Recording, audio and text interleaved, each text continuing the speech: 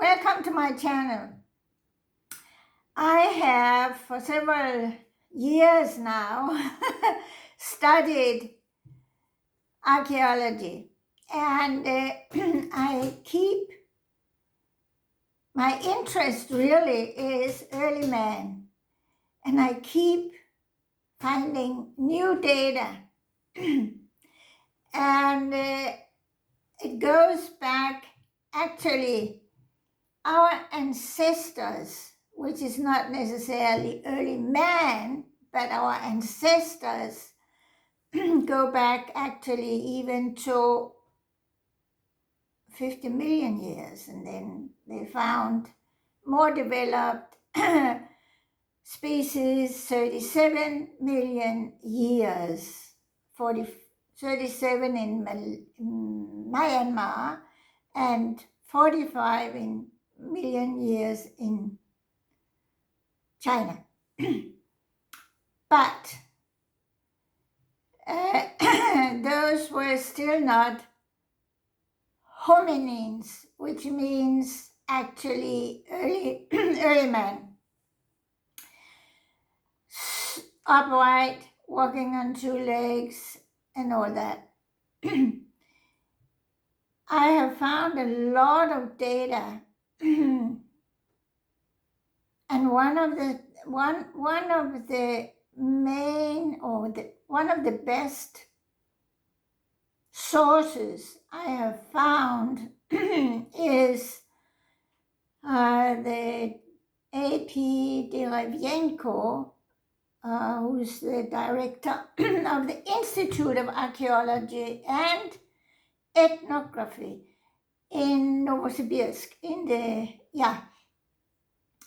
He's been a director for 40 years. He's been doing this for 60 years. He's 80 years. So he has reached a point where he knows so much about the development and the finds and the agreements, disagreements about this and about that.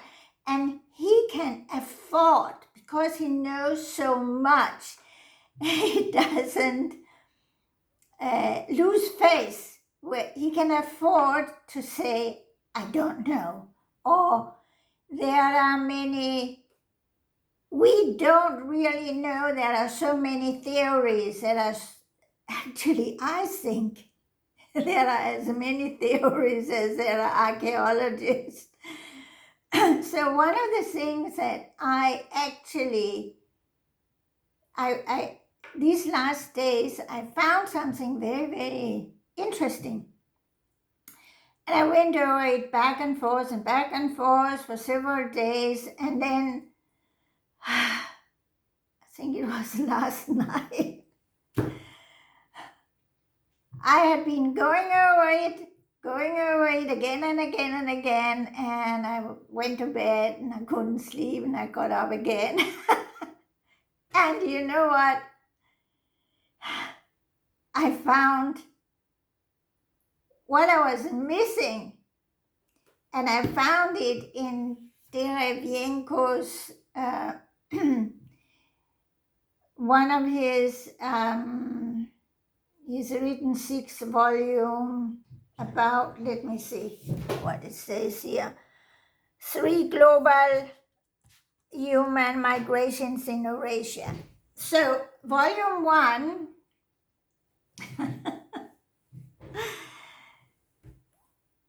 actually is the one where he said something that really was my missing thing, and that is that the problem we're having, everybody's having, I'm experiencing, and I thought, oh, it's just because I haven't studied it for many, many years. I haven't been to the university, But it's the same. It is the problem of categorization, or the lack of categorization. And it is a lack of clear definitions. everybody, not everybody, but a lot of archaeologists and anthropologists have their own definition and their own opinion, and they're defending it. So that really, it helped me a lot, because I want to know about early man. But when did early man actually start? When can we say that the development and the mutations through time, through millions of years of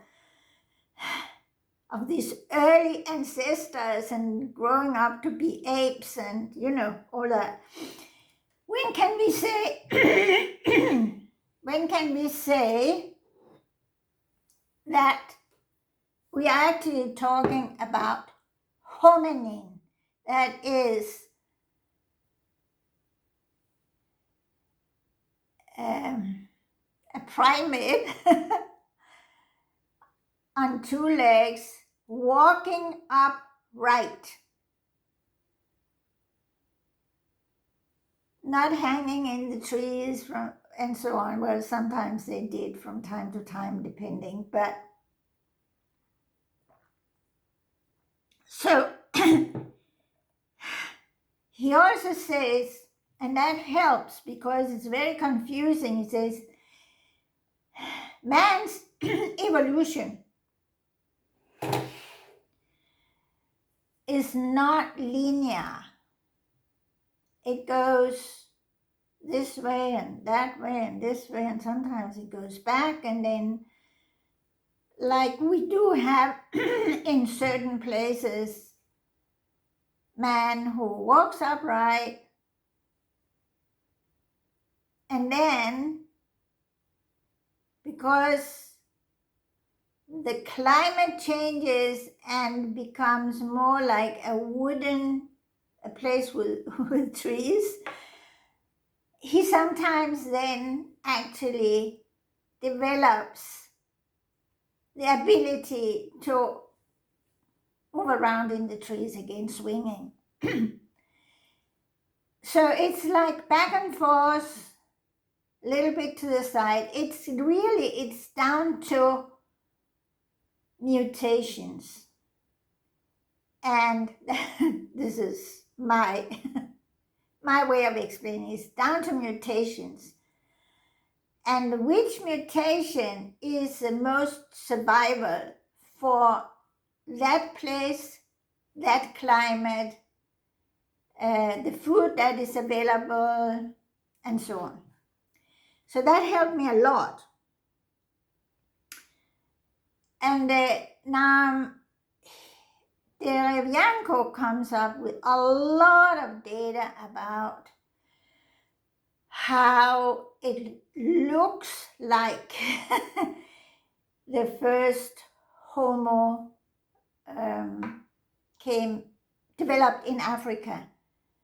And he talks about it page after page, and it's all very, interesting and so on. But I'm asking, how come only Africa?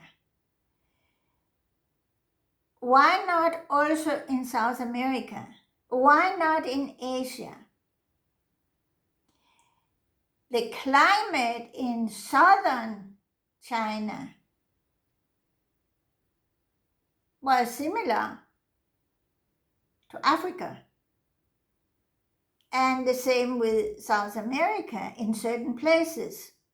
So how come only Africa? Over the last, I think, maybe 100 years, we have just found out more and more and more. There's more and more people digging. We know more. We exchange communication and data and studies more. Like, for example, Derivienko has, in his institute, of course they write them in in Russian, but they translate these to English and they put them on the internet in PDF form so that we can all read it. Now, before we had internet, we couldn't do that. We could only, send the papers here and there, like I'm 82, and there was no internet up until, I don't know, maybe when I was 40 years, which means like 40 years ago. So there is a lot of communication and there is a lot of discussions, but more and more the discussion which is being done is with the viewpoint that we just don't know everything. Whereas in the past, it would be fewer archaeologists, anthropologists, and so on. And every one of them was like, I know, and this is my theory, and this is the right thing, etc. And there was like no give and take. Now, there is, this is what I think, and some people agree, and others disagree, and they give their points. And that is very productive. Okay, so that's all I wanted to say today. Now, I would like you to click the like if you like this, subscribe, and I would really like your comments, because if you have listened so far, it must be because you also are interested and you very likely know much more than I do, and you might not be of my opinion. So let's write it down in your comments and let's have, more discussion and know more. And if you know a place I should look for more Chinese studies, or maybe the evolution of man in South America, why not? Why should it only be Africa? I love Africa, but I don't see why it should only be Africa. So, bye-bye for today.